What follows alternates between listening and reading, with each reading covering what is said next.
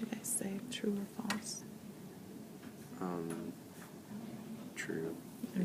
Why? Because Okay, let's come she back was together and embarrassed chat. of, like, throwing up in front of the whole entire class. All right, so our statement says, Laura avoids people during the days when she's supposed to be at school. Is that true or false? Well, she doesn't show up at school, but I don't know if she's avoiding people, like all people. What do you think, Kaya? True. Do you think it's true? This one's kind of tricky, right? What are you thinking, Ariana?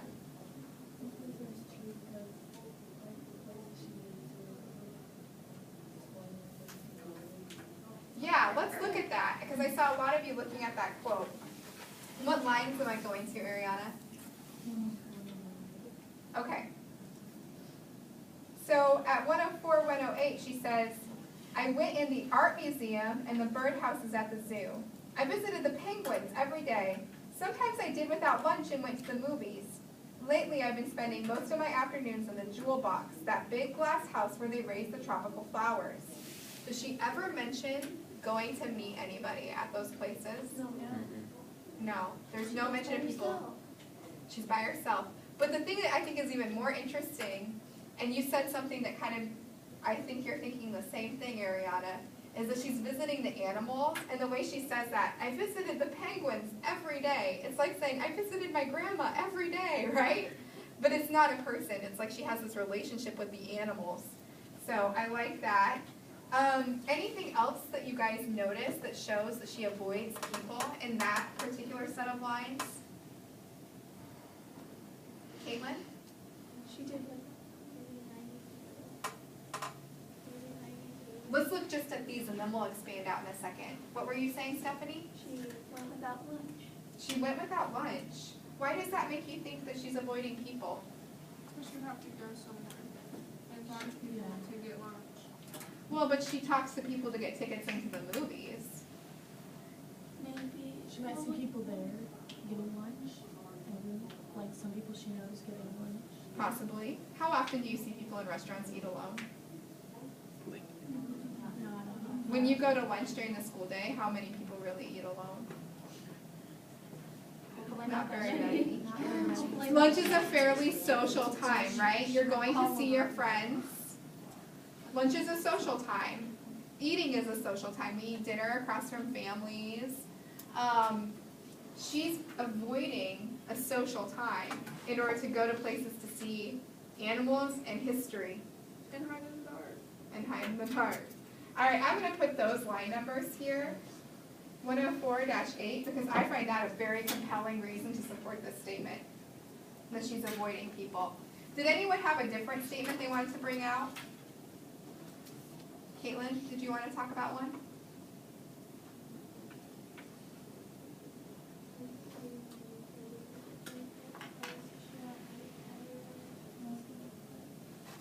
Yeah, right here, this 92, all sorts of places, mostly the park, and never really mentioning people again. Yeah, I can see that too. I saw another person put down, I couldn't face it, like they can't face people. I like that. Okay, let's look at our last slip. That doesn't make any sense. She says that because she couldn't face her mom's just look. Yeah. I think the park is a good one too, because often when you're at a park, there's so much going on at a park that you can kind of get lost in it. Kind of like you get, it's like that Where's Waldo? There's so many other things there that you're not gonna get pinpointed as someone to look at. Unless you're looking for them specifically. Yeah, exactly. Like what? On this blue sheet, go ahead and put your name on this one right away, please. Put your name on it right away.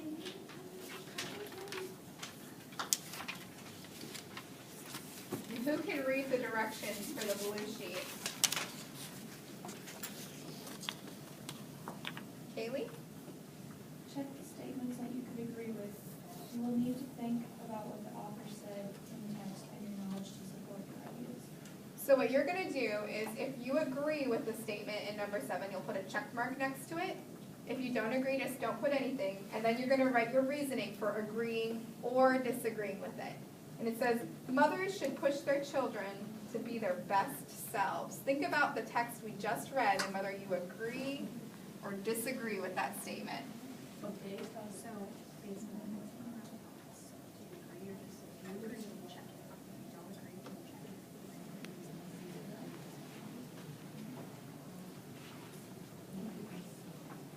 So if you agree with it, check it.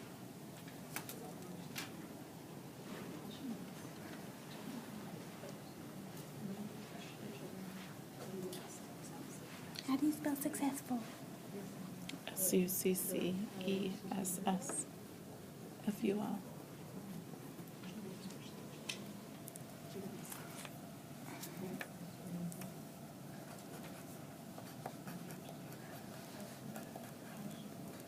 Sure, just let's breathe in. We'll talk about that in a second. Just worry about this.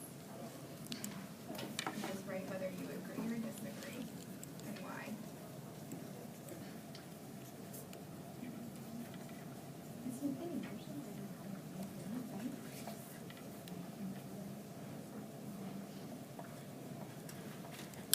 It's kind of a tough one, right?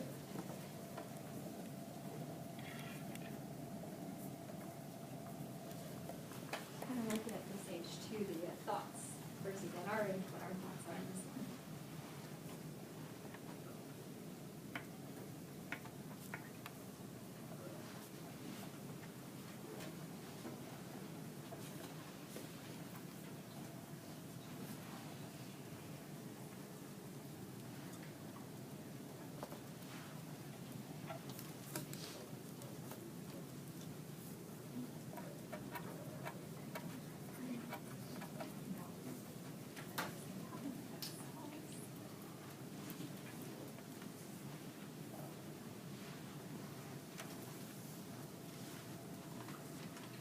Okay.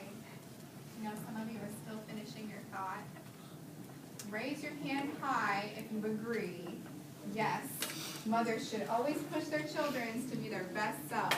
Their children. Moms, fathers too. Fathers too. We're just talking about mothers since we just have Amanda. Okay. Why, Cameron? A mother, she always wants her children to succeed and do good in life, and that doesn't happen if she doesn't push them. Okay, I like that reasoning. Caitlin? I said that they should also get I said that they should also get a chance to be good at what, like, they should try stuff and like see if they're good at it, and if they fail, it's on them, It's on the mother or the child? the child. The child. So I push you to do the best you can. If you don't do well, it's on you. Okay. Who disagreed? Who thought that children should not be pushed by their mothers to be their best selves? Raise them high if you thought that. All right, Colin, tell me why. Said that mothers should not force or push like their children in anything, but instead like support them in the choices they make, but like still give them guidance so they don't make wrong, like dangerous decisions. So you see Amanda as kind of stifling, Yeah. where she's forcing her daughter. Forcing Laura to kind of go to this college that she might not want to. Yeah, maybe Laura's not meant to be a secretary if she's so nervous around people. I like that. What was your thought, Kaya? I said that I disagree because the more you push someone like your child or someone, the more they won't want to do that thing that you're pushing them towards. Oh, so the more I push against the brick wall, the Like more if they don't want, rebellion? if they don't want to do it, the more they're not gonna want to do it if you push them. All right, so that would be again like forcing, Yeah. you know, something that's not natural to that child. Okay, so what I wrote there for that statement was basically a theme statement for being a mother from this text, right? It's the message in the text. I think Amanda believes she's trying to push her children to be the best they can be, even if sometimes we think you're a little stifling or crazy, right? I want you now to write a theme statement that shows what we're understanding about Laura's character. And remind me, what does a theme statement contain? What two pieces? An intangible, internal abstract idea, and what else? A message. A message. Yeah, a message about humanity. So what are we learning about people from Laura's character, the way she is? Can you write that in a theme statement for me? And this will be your ticket out the door today. So make sure you've got your name on it. Make sure that it's not plot specific, so this should not have Laura or Amanda's name in it, okay? Apply it to the grand scheme of things, not to just this play.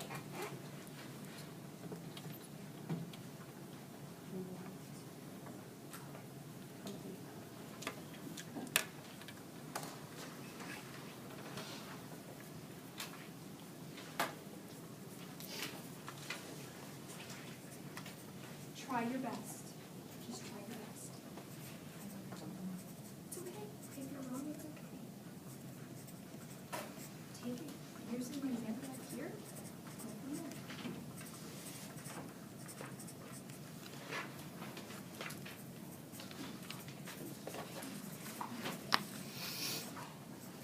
Once you finish writing that theme statement, place them in a pile in the center of the desk.